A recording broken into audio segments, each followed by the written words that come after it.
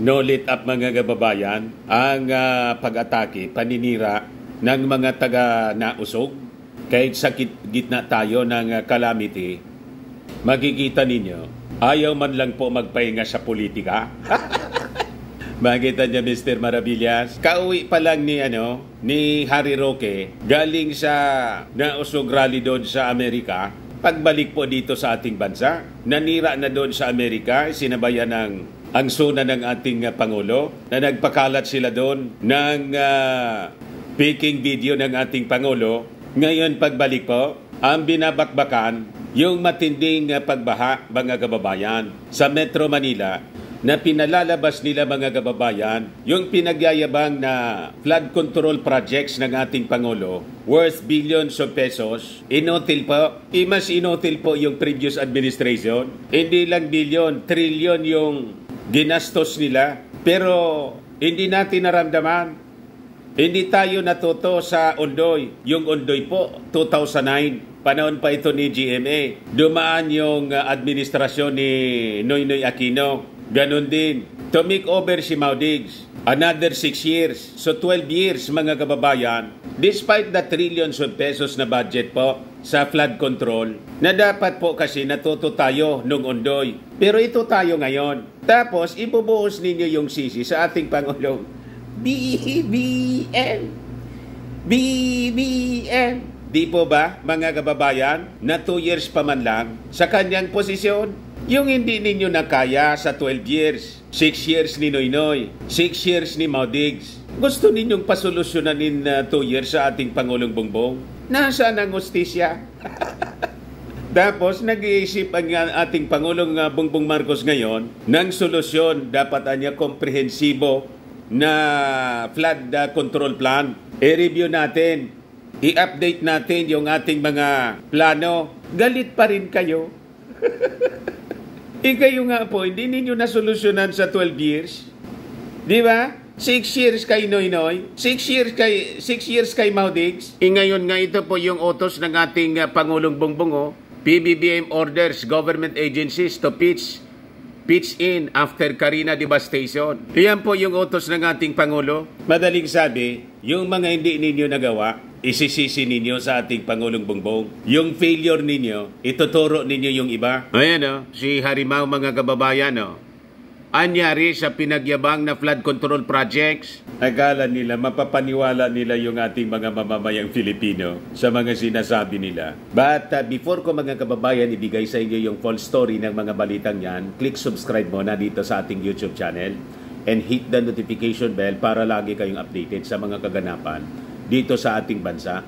Like and share na rin po ninyo ng ating video. At huwag na rin po ninyo na skip yung ating mga commercial ads para tuloy-tuloy lang ang pag-unlad ng Bagong Pilipinas. Sa mga naghanap ng malinis and spacious fitness gym, punta lang po kayo sa aming Colossal Fitness Gym.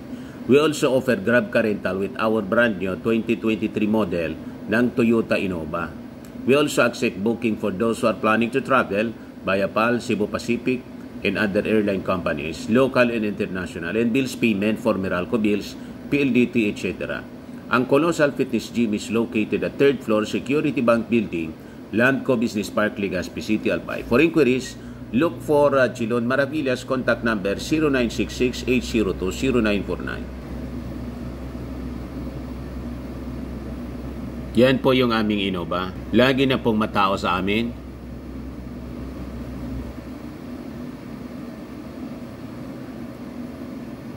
Ito yung mga bago naming clients. Pati mga foreigners po, mga British tourists po sila. Ito naman, India National. Na-set up na rin po yung aming mga brand new gym equipment. May treadmill na rin po kami. Ito naman po yung bago naming product na binibenta online, iGlow Serum. Gawa siya po sa South Korea. Whitening po siya. Tingnan niyo yung epekto sa aking anak na architect entrepreneur. Sa mga inquiries ninyo, dumiretso na lang kayo sa kanyang messenger sa Facebook, Riz Maravillas. Ito naman po, Firmax Firming and Lifting Cream. Pinapahid dito sa mga pulses in affected area. Mainam po ito sa mga pains at paninigas na mga kasukasuan. Ito po, Automax Radiant Serum. Sa mukha naman yung application, anti-aging po siya. You will look 10 years younger than your age. Sa mga cancer patients naman po, baka lang gusto ninyo itong itry. Ningxia Red Mix Fruit Drink.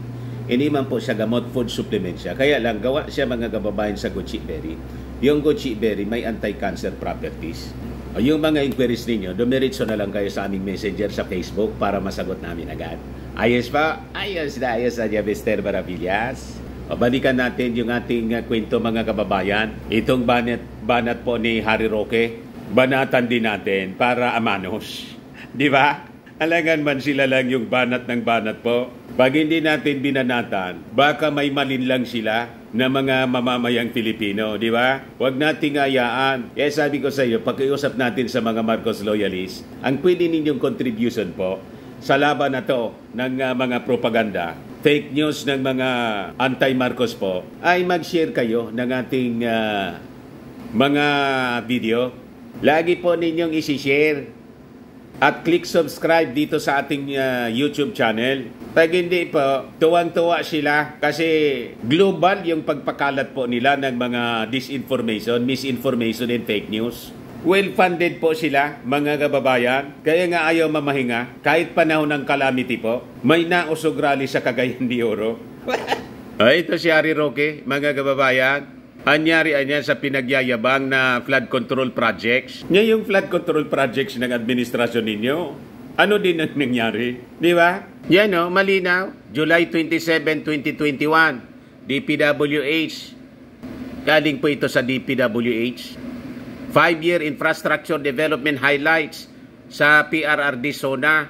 Anyari rito, from 2016 to 2020, the DPWH Build program was able to accomplish public infrastructure projects amounting to 2.5 trillion pesos. Imagine that. Napakalaki as compared to the 820.4 billion pesos from 2001 to 2015, panahon ni Panot. An increase of 209% or 1.7 trillion worth of projects. Grabe po. Tapos kini-question ninyo yung 450 billion na budget sa administrasyon ng ating Pangulong Bongbong Marcos. Pero tahimik kayo sa 2.7 trillion ng previous administrasyon ninyo. O ano ang nangyari doon? Ba't hindi ninyo tanungin yung amo ninyo, si Maudigs? 6 years, hindi man lang maramdaman. Yung Ondoy, mga kababayan, nangyari 2019. So dapat, panahon ni Panot, yun na yung in-address. Kasi panahon ni Gloria yun eh. Priority dapat po yung flood control sa Metro Manila.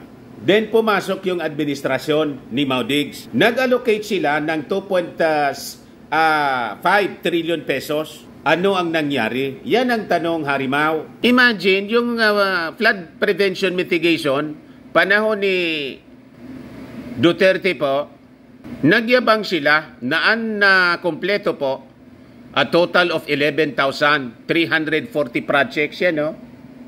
Napakalinaw. Spread all over the country with 7,782 projects in Luzon, 1,752 in Visayas, 1,886 in Mindanao. Pati Mindanao po, binabaha. You see? So it dwarfs, mga kababayan, the administration of Bongbong Marcos in terms nung laki ng budget na inallocate. Tapos yung dami ng mga projects, 11,000 plus, 7,000 plus sa Luzon, yung 5,500 plus na flood control projects ng Marcos administration po, all throughout the country na yon. You see? So napakalayo. Tanong, bakit hindi man lang natin naramdaman? So turo kayo ng turo. Paulit-ulit, di paulit-ulit din tayo. Pagpasensya na po ninyo mga Marcos loyalists. Kung yung topic natin, pabalik-balik, parang sirang plaka po tayo. Kasi yung paninira po nila, pabalik-balik din. Di ba? Tapatan natin, mga kababayan, yung kanilang ginagawang black propaganda para siraan yung ating administrasyon. Ito si Arima, kahapon lang to, 1 day ago. Pagbalik niya galing sa Amerika, ang inatupag po manira sa ating administrasyon imbes na tumulong. Di ba? Yung leader ni na si Inday lumayas dito sa ating bansa, nasa Germany, tahimik sila. Di ba? Yung ating Pangulo hands-on, ikot ng ikot po, yun ang napapansin nila. Hindi nila ma-appreciate yung mga ginagawa. Kasi yung tao pong laging galit kasi inggit, wala naman po yan nakikitang tama. Di ba? Ganun lang yan. Pakinggan natin yung sinasabi ni Harimau. Sa pinakamaraming tubig na sa ating Metropolitan Manila. Ayan po siya. Ito po ay kasing dami ng tubig ng dinulot ng Ondoy, kung naalala nyo, no?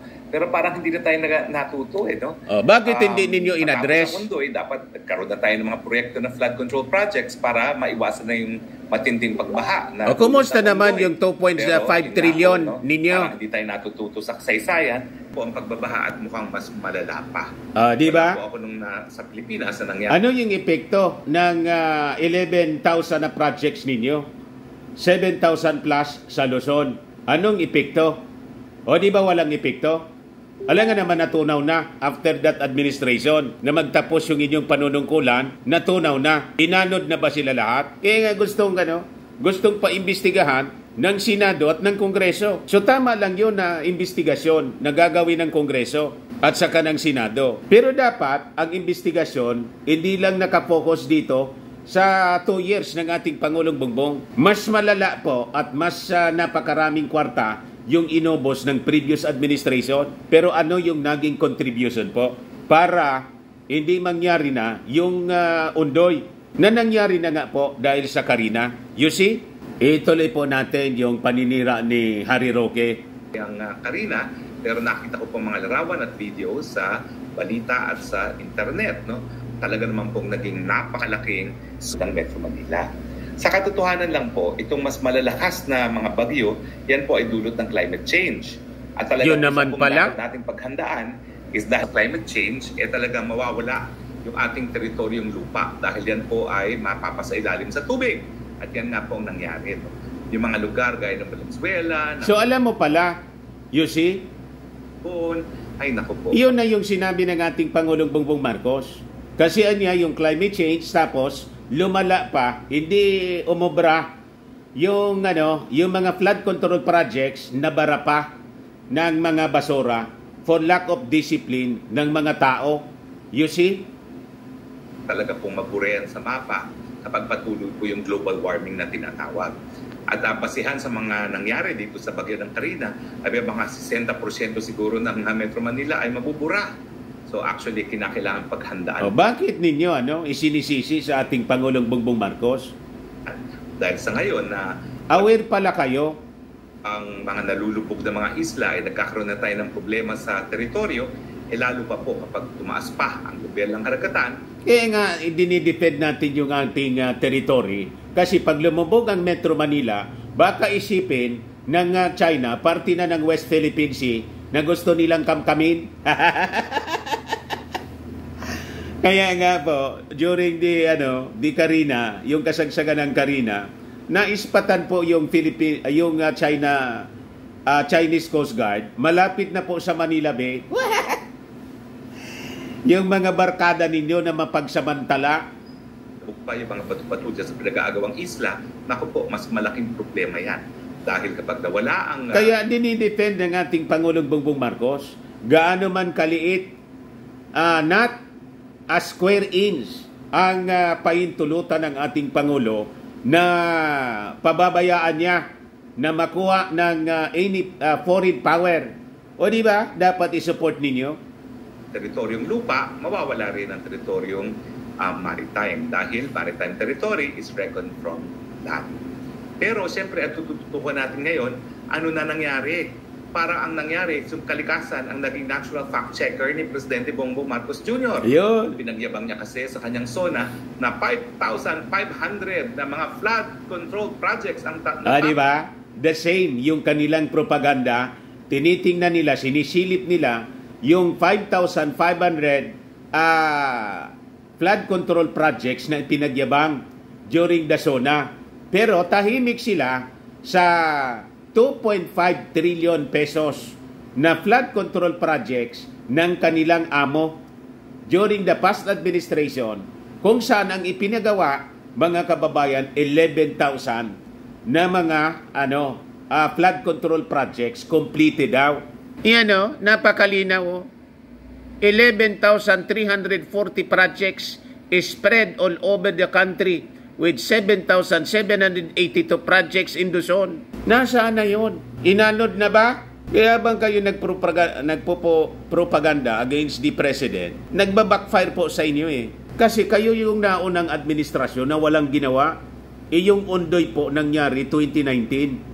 You see, pabayaan na natin si Noynoy Aquino. Mas mababa naman yung less than 1 billion less than 3 billion. 820 billion yung budget ni Noynoy Aquino. Pero kayo po 2.5 trillion. You see, mas malaki ng 1.7 trillion ang idinagdag ninyo sa budget sa flood control, infrastructure. Pagkatapos, hindi man ninyo nasolusyonan yung pagbaha, naulit yung Ondoy, tapos tinuturo ninyo ngayon yung present administration na 2 years pa lang po at yung budget maliit kung ikukumpara mo sa 2.5 trillion. 450 billion lang yung sa Marcos administration. Pinaghahanapan na ninyo. Ang hanapin ninyo yung 51 billion ni Pulong. Kung bakit yung yung Davao binabaha pa rin, di ba? Yan ang pinagdadaldal po ni Harry Roque rito. Ng kanyang administrasyon sa loob ng 2 taon.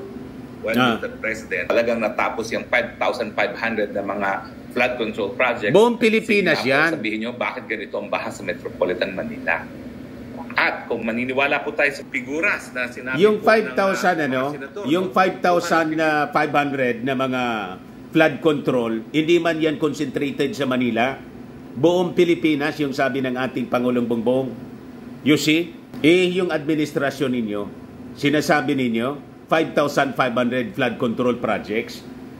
Hindi man ninyo sinasabi kung ilan doon yung sa Metro Manila. What about the 11,000 plus na flood control projects na 7,000 plus sa Luzon na pinagawa po ng previous administration, ng inyong administrasyon?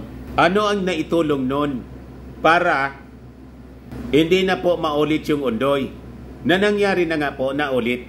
Yan ang tanong natin sa iyo, Attorney Harry Roque. Billion ang naging budget sa flood control at itong si Senator Amy Marcos mas malaki pa. Sabi niya it's 1.4 billion per day. So times 365 days. Buong Pilipinas yan. Malaki po yan, naabot sa mga 400 billion ang flood control. So ano po nangyari sa mga flood control projects? Bakit baha pa rin? Well, ang katotohanan po niyan, ang mga flood control projects, gustong-gusto yan ng mga senatong sa Congress at congressman. Bakit? Kasi dyan sila kumikita ng napakalaking salapi. Bakit? Well, ano ba ibig sabihin ng flood control? So that is admission na yung 5 trillion pesos inubos lang ng mga congressmen and senator during the previous administration. And also, it is happening today. Kung susundan natin yung argumento ni Harry Roque, so talagang kailangan na magpa-imbestiga yung Senado at yung Kongreso. Sabi nga natin, wini-welcome natin para magkaalaman na po kung sino talaga yung mga magnanakaw dito. Wala tayong pipiliin dito, kikakampi, hindi kakampi, mga kababayan. Basta't magnanakaw. Kailangan panagutin natin sa batas. Kasi po, galing yan sa ating taxes. Di ko mo kakampi ng ating administrasyon. Mananahimik na tayo. Di ba? Hindi ganun po. So, kailangan imbestigahan talaga po ito. Imbestigahan yung 450 billion pesos ngayong present administration. Imbestigahan yung 2.5 trillion pesos ng previous administration. Bakit walang nangyari po? Bakit bumaha pa rin? I-identify kung ano yung mga projects na in-implement specifically sa Metro Manila and neighboring regions. Ganun po tayo. But anyway, mga kababayan, ito yung utos ng ating Pangulo. Ayan po, PBBM orders government agencies to pitch in after Carina devastation. Dapat na niya, magawa tayo ng additional water impounding systems. At ipinag-utos niya yung support for evacuees in Central Luzon. So sabi niya, the water level drop a lot all at once. Our slope protection, flood control in dikes just could not handle it anymore. So we need to find other way to address it. So inaanapan po ng solusyon ng ating gobyerno na hindi ginawa po ng previous administration despite of our experience sa Ondoy, kasi yung focus nila lang nandun sa tukang-tukang AJK. Wala na silang ibang ginawa. Ganun na lang po. Lahat ng speech mga kababayan ni Mau Diggs nung previous administration, kahit anong okasyon, kahit hindi man po related sa drug campaign, laging yun ang bukang bibig niya. Nakalimutan po na hindi man lang yun ang problema ng ating bansa, yung droga. Pero tayo po ngayon sa present administration, there is balance.